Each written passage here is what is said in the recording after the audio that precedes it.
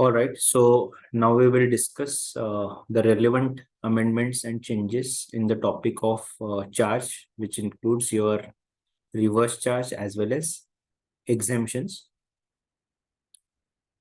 तो सबसे पहले तो चार्ज के केस में whenever there is a question of having the benefit of either composition scheme of section 10(1) or 10(2), तो उस केस में हमने देखा है कि there are certain categories of persons which are banned from entering into the composition, so they cannot opt for composition scheme under section 10 and 1. वो कौन से है?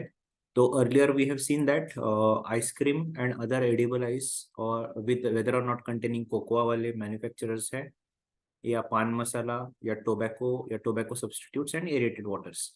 This is the earlier list that has been amended to also include fly ash bricks, fly ash aggregates, and fly ash blocks, bricks of fossils or similar siliceous earth, building bricks, and earthen roofing tiles. Something similar to this it looks. ये जो cement वाले blocks या ईंटें रहती है and aggregate material जो रहता है जैसे इस तरीके का है, तो ये वाले प्रोडक्ट्स है, इनके भी मैन्युफैक्चरर्स को यहाँ पे एक्सक्लूड किया गया है. They can not opt for composition scheme. इसी के साथ साथ इम्पोर्टेंटली 1 अप्रैल से लेके 18 जुलाई तक जो manufacturers of fly ash aggregate थे, those were eligible to opt for composition scheme, ineligible to opt for composition scheme only when the fly ash content in the fly ash aggregate was 90% or more. लेकिन ये 18 जुलाई तक ही था, उसके बाद ऐसा कोई कंडीशन नहीं है, वो निकाल दिया गया है. तो these are the persons which are not eligible to apply for composition scheme. इसके बाद goods transport agency GTA related entry है. वी नो दैट GTAs जो है वो those are covered by the provisions of exemption as well as from the provisions of covered by the provisions of reverse charge mechanism. So under specific set of situations those are covered by the exemptions, under specific situation by reverse charge and normal forward charge. तो क्या situation है? एक तो यहाँ पे if you see और एक entry थी और उसमें 2 कैटेगरीज थे कि सिंगल कंसाइनमेंट और सिंगल मटेरियल. वो 750 और 1250 रुपीज के एंट्रीज थे एग्जेम्पशन की.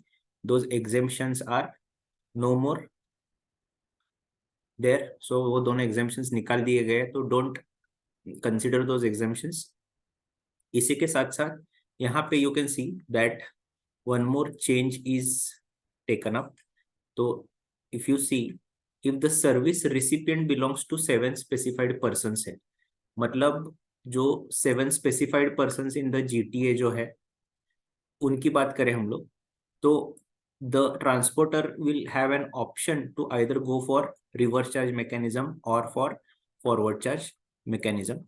तो वो let us first see the 7 specified persons.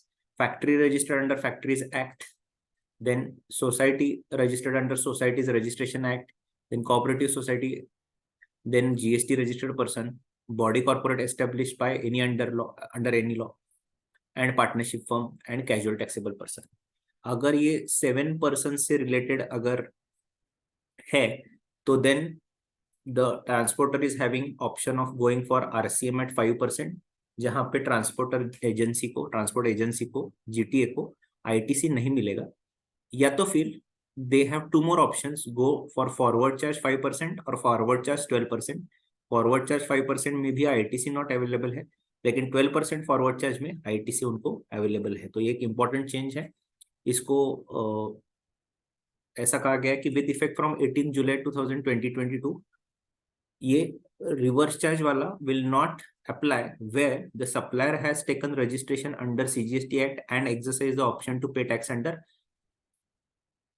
forward charge, and the supplier has issued a tax invoice to the recipient charging GST at the applicable rates and has made prescribed declaration. तो transporter को क्या करना है कि not only he will have to charge the tax, और उसके invoice पे भी उसको डिक्लेरेशन देना है कि he is covered by the forward charge mechanism charging 12% of the rate of tax, या तो फिर वो 5% फॉरवर्ड चार्ज में भी कवर हो सकता है लेकिन उसे उसका आईटीसी नहीं मिलेगा, या तो फिर he has also option to go for 5% RCM.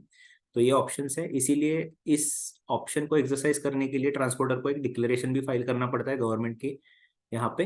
So the declaration should be filed in advance before the start of the financial year. तो ये है transport related change. Then also transporter related और एक पॉइंट है कि with effect from 18 July 2022 the said list of service the tax on which is payable under reverse charge has been amended as follow। तो जी कौन सा case में RCM applicable नहीं होगा? Reverse charge mechanism shall not apply to services provided by GTA by way of transportation of goods in a goods carriage by road to department or establishment of central government, state government or union territory, local authority or governmental agencies which has taken registration just for the purpose of tax reduction at source, that is section 51। तो इन तीन categories में RCM कर नहीं सकता transporter. ये और एक change आया 18 जुलाई 2022 से। उसके बाद we have seen these amendments, then importantly while we look at the entry related to services by government, जहाँ पे सर्विसेज जो है वो प्रोवाइडर है central government, state government, union territory और local authority, local body, and recipient is any business entity located in the taxable territory. कोई भी business entity हो सकती है, रजिस्टर्ड है, अनरजिस्टर्ड है, स्मॉल है, बिग है, any combination thereof. But यहाँ पे business entity will pay tax under reverse charge mechanism excluding for the services. तीन कैटेगरीज देखी थी हमने यहाँ पे। रेंटिंग ऑफ इमूवेबल प्रॉपर्टी, क्योंकि रेंटिंग अलग से कवर किया हुआ था। Then services specified below, that is एक services by post, second services in relation to aircraft vessel और एयरक्राफ्ट और वेसल इनसाइड और आउटसाइड प्रेसिंग्स ऑफ पोर्ट और एयरपोर्ट, एंड तीसरा है ट्रांसपोर्टेशन ऑफ गुड्स और पैसेंजर्स। यहाँ से स्पीड पोस्ट से लेके लोकल अथॉरिटी का पार्ट निकाला है। उसका रीजन ऐसा है कि ये एक्सक्लूडिंग वाला पोर्शन था that was covered under forward charge, but as this part is covered under specific exemption entry, यहां से लेके यहां तक का पार्ट के लिए एक न्यू एग्जेम्पशन आया हुआ है। तो वो न्यू एग्जेम्पशंस को कवर करने के लिए यहाँ से इस पार्ट को निकाला गया है। वो न्यू एग्जेम्पशन हम लोग अलग से देखेंगे तो आपको ये भी पार्ट समझ में आएगा। Services by government is little bit complicated entry for which we have prepared a chart. तो चार्ट में से सिर्फ स्पीड पोस्ट वाला पोर्शन आपको कैंसिल करवा लेना है। Then renting of residential dwelling, renting of residential dwelling was in general exempted, but now if that is let out, services are provided by any person to a registered person, तो इस case में registered person जो है जिसको residential dwelling let out किया हुआ है उसको रिवर्स चार्ज पे टैक्स पे करना पड़ेगा। This is a new entry, becomes a very important entry as well. अभी डायरेक्टर सर्विसेज पे एक चार्ट बनाया हमने। तो services provided by directors, we have seen the examples of Claycraft India, this is advance ruling, and triple AR, double AR भी देखा हमने और उसका रिलेटेड ट्रिपल AR भी देखा है। जहाँ पे ट्रिपल AR में ये प्रिंसिपल सेट हुआ था कि क्लैरिटी आ गई, उसके बाद क्लैरिफिकेशन इशू किया गया था सर्कुलर के फॉर्म में, और उस पर कब क्या होगा वो बताया गया था। तो उसका एक चार्ट हमने यहाँ पे बनाया हुआ है। If there are certain services provided by director to body corporate, then दो टाइप के हो सकते हैं। In the capacity as a director हो सकती है, या in his individual capacity in general, जैसे कि उसकी खुद की प्रॉपर्टी उसको लेट आउट कर रहा है कंपनी को या ऐसे कुछ। तो अगर वैसा सिचुएशन है तो GST would be payable by registered director in forward charge mechanism. In the capacity of director कर रहा है तो दो टाइप के हो सकते हैं आगे। First is that in the course of employment and not in the course of employment. अगर in the course of employment है तो शेड्यूल 3 की एंट्री है, एम्प्लॉयर एम्प्लॉय रिलेशनशिप है, तो इस केस में no GST because it is covered by schedule 3। लेकिन अगर not in the course of employment है तो इस केस में आरसीएम में company will take pay tax. तो यहाँ पे क्या होगा, it is a service covered by RCM. Independent directors can not be employ, तो इंडिपेंडेंट डायरेक्टर्स की जभी कंसिडर करना है तो उस केस में इस चार्ट को कंसिडर करके it is in the capacity as a director service दिए या इंडिविजुअल कैपेसिटी दिए, उस पे आरसीएम या एफसीएम डिसाइड करना होगा। बट अगर होल टाइम डायरेक्टर है तो he will be an employee of the company, that is neither supply of goods nor supply of schedule nor supply of services as per schedule number 3। Then manpower services का भी एक chart बना है for easy understanding, it's kind of a little revision for you also, no amendment as such. तो manpower services अगर हम लोग consider करते हैं तो दो पार्ट्स में डिवाइडेड है, एक as not as a security personal and B as a security personal. Security personal को अलग क्यों लिया है, because this can be covered under RCM if specific conditions are satisfied. यहाँ पे अगर सिक्योरिटी पर्सनल नहीं है, सिर्फ मैनपावर लेबर सप्लाई किया है, तो always it will come under forward charge mechanism. अभी अगर security services is provided to educational institute तो उसको एग्जेम्पशन है, this we have seen in the services to educational institutes में। बट अगर नॉट टू मतलब एनी अदर एंटिटी है तो उसमें दो टाइप के हो सकते हैं कि सप्लायर कौन है। सप्लायर अगर बॉडी कॉर्पोरेट है तो फॉरवर्ड चार्ज आएगा, तो आरसीएम नहीं आएगा।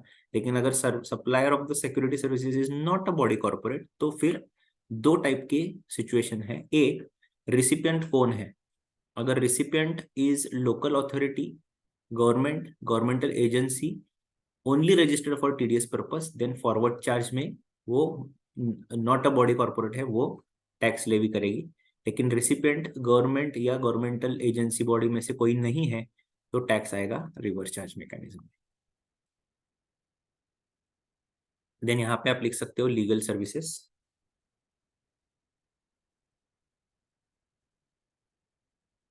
लीगल सर्विसेज के केस में जो रेसिपिएंट है वो अगर central government, state government, union territories, local authorities, governmental authorities या एंटिटी है तो लीगल सर्विसेज एग्जेम्प्ट। लेकिन लीगल सर्विसेज अगर बिजनेस एंटिटी को दिया है तो क्या होगा, तो बिजनेस एंटिटी है नहीं है, नॉन बिजनेस एंटिटी को दिया है, इंडिविजुअल को दिया है, जैसे कि फॉर एग्जांपल फैमिली का मैटर है, उसके लिए लॉयर अपॉइंट किया है, उसने लीगल सर्विसेज दी तो इट बिकम्स एग्जेम्प्ट।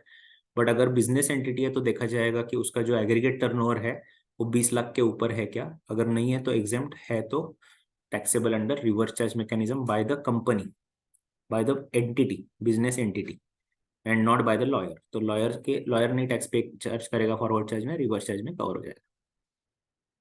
जो मैंने बोला था पोस्ट रिलेटेड अलग एंट्री है, तो that is entry number 24C which is newly added. There are certain new exemptions which have been added. Services by department of post by way of post card, inland letter, book post and ordinary post which also envelopes weighing less than 10 grams.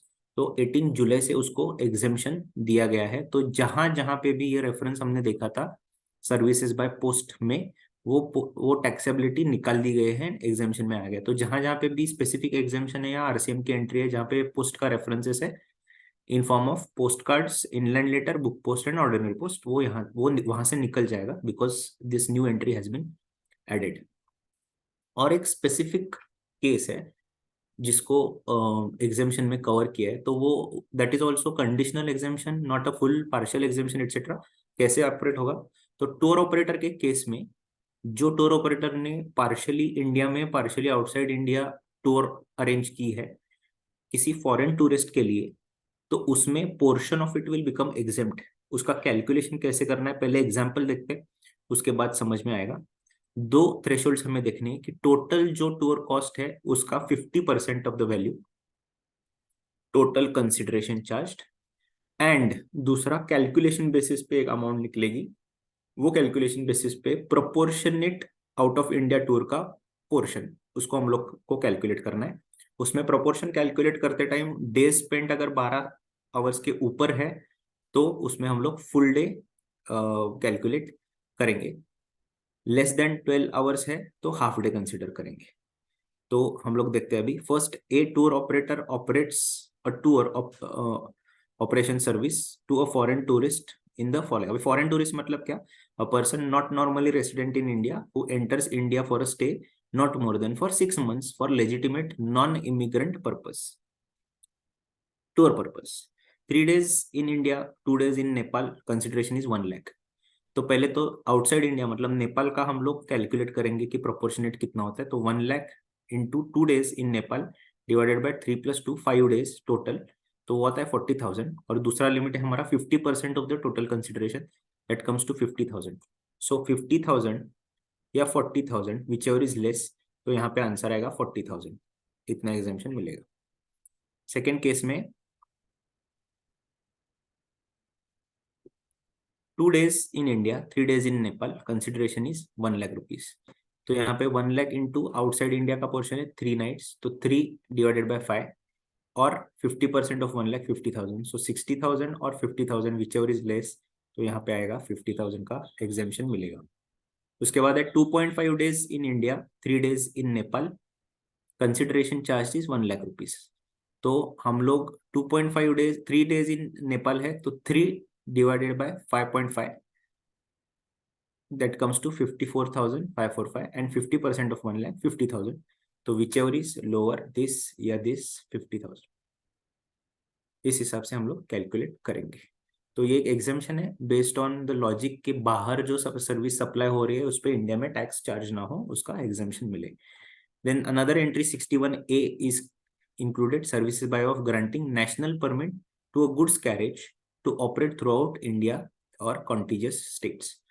तो ये जो licence है, permit है for goods transporters का, transport carriage goods carriage के transporters के लिए, तो उसमें नेशनल परमिट अगर इशू हो रहा है तो उसके लिए जो चार्जेस वगैरह पे कर रहे हैं उसे एग्जेम्प्ट माना जाएगा।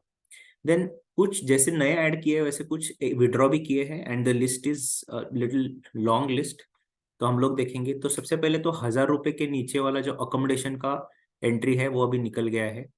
तो 1,000 के बिलो जो अकोमोडेशन चार्जेस है उसको भी अभी टैक्स चार्ज होगा, that is a taxable entry, not an exempt entry.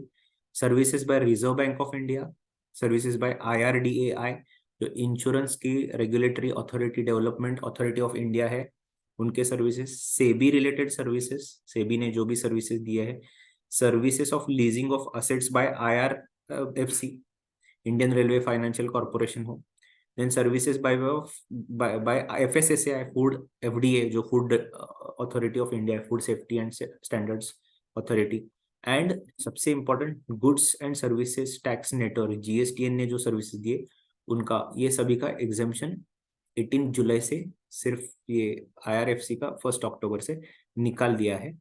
उसके बाद services by way of fumigation in a warehouse of agricultural produce, ये एक एंट्री हमने देखी थी कि ऑल अदर एक्टिविटीज के साथ साथ fumigation in a warehouse की एक एंट्री थी।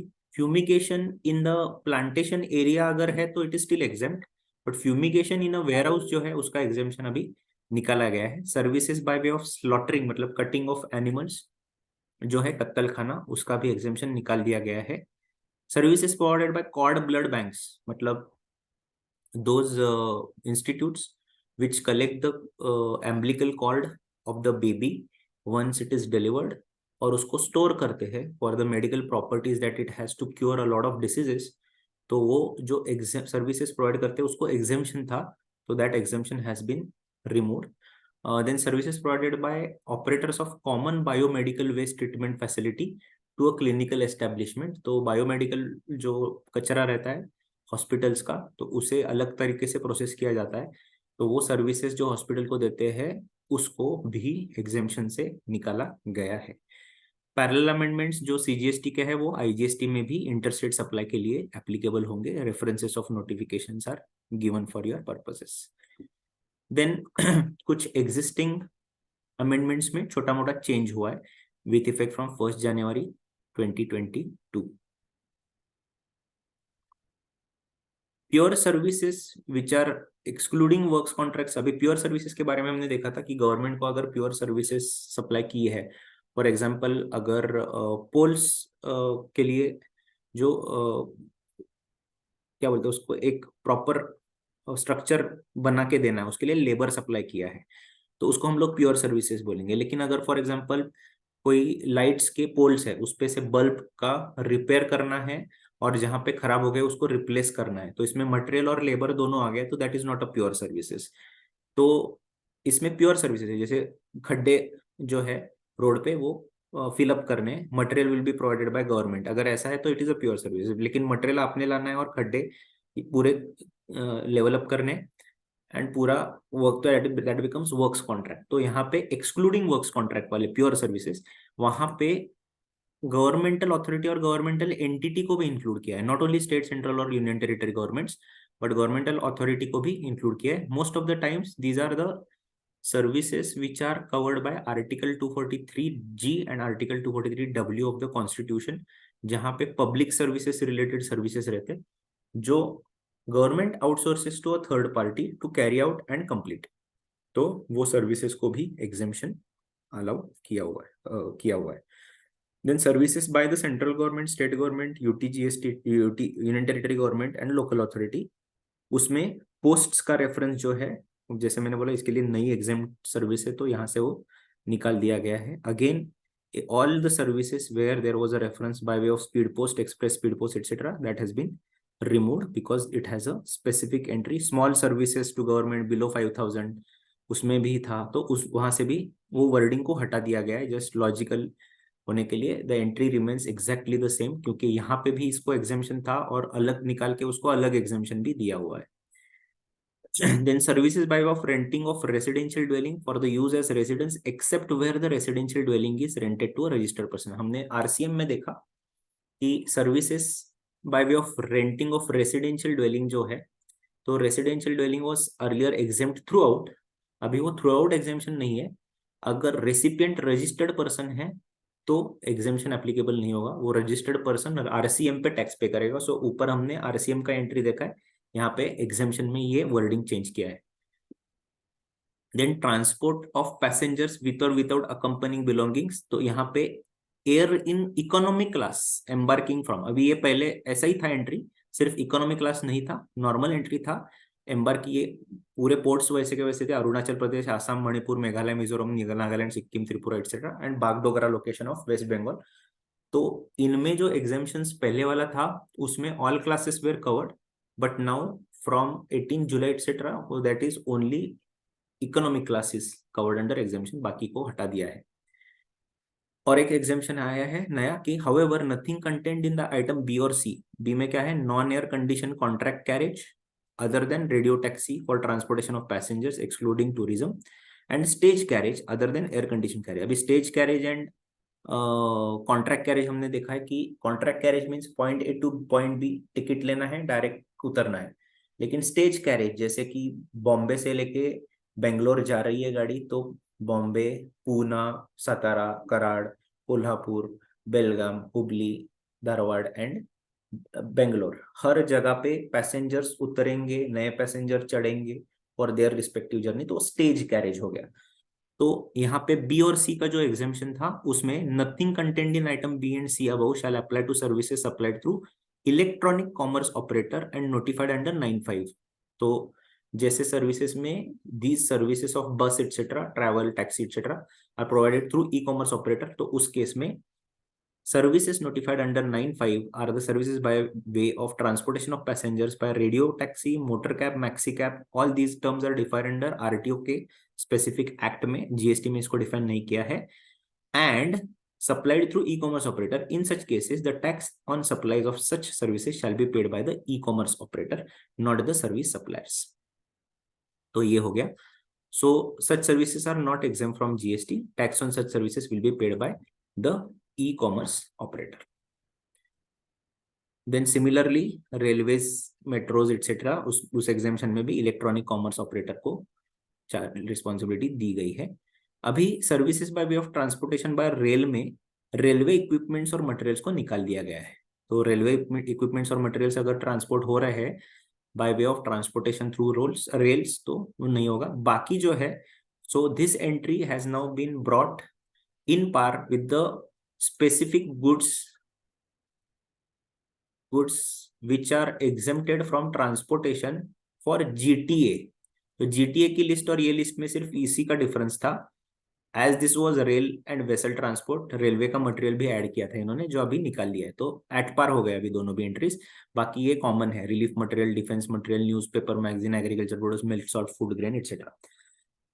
Then services provided by GTA by way of transport in a goods carriage of agricultural produce, and ये दोनों हमने देखे कि 1500 एंड 750 ये दोनों एग्जामेशन निकाल दिए गए हैं। आफ्टर रिमूविंग दीज टू जो चार्ट बनता है वो हमने ऊपर देख लिया है, बाकी वैसे ही रहेंगे स्पेसिफिक जो गुड्स है वो। Then services by way of storage और warehousing of cereals, pulses, fruits, यहां तक ही ये एंट्री सीमित है। Nuts, vegetable, spices, copra, sugar cane, jaggery, ये सभी निकाल दिए गए। This was a 24B separate entry for storage and warehousing of all these items, जहां पे फ्रूट्स तक ही कंटिन्यू होगा एग्जामेशन, आगे वाला निकाल दिया गया है, तो इसमें कंफ्यूजन ना हो। Storage and warehousing of cereals, pulses, fruits is allowed, but nuts, vegetable, spices, copra, sugar cane, jaggery, raw vegetable fibre, cotton flax, jutes, etc., and indigo, unmanufactured tobacco, bitter leaves, etc. निकाल दिया गया, includes coffee and tea also.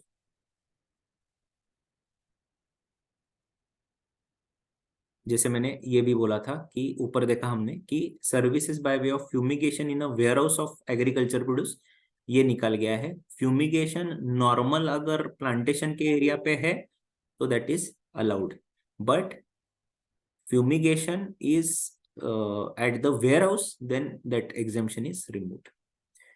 Then services provided to the central government, state government, union territory administration under any training program for which 75% or more of the total expenditure is borne by central government, state government और union territory. तो यहाँ पे जो percentage limit अभी की है वो 75% और मोर है। And then services by health care services by clinical establishment or an authorized medical practitioner. However, nothing in this entry shall be applicable to services provided by clinical establishment by way of providing rooms other than ICU, critical unit, intensive care unit having room charges exceeding 5,000 per day to person receiving healthcare services. तो healthcare services in general exempted है, हमने देखा है, provided by a medical establishment, लेकिन उसमें अगर कोई room जो है ICU छोड़ के जो नॉर्मल रूम्स रहती है वो अगर 5,000 के ऊपर पर डे रेंट वाली रहेंगी तो उस केस में एग्जेम्पशन नहीं मिलेगा। Also services provided bye way of transportation of patient in ambulance continuous, उसमें कोई चेंज नहीं है।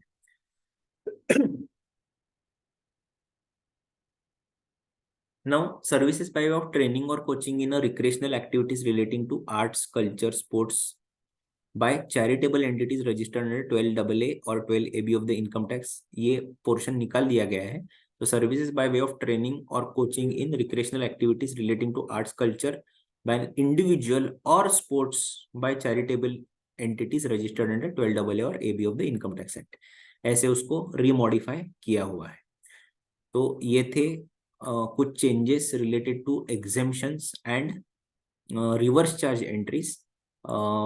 So these are many changes to be very specific and needs to be read in a detailed manner just to understand कि कौन से वाले निकाल दिए गए हैं।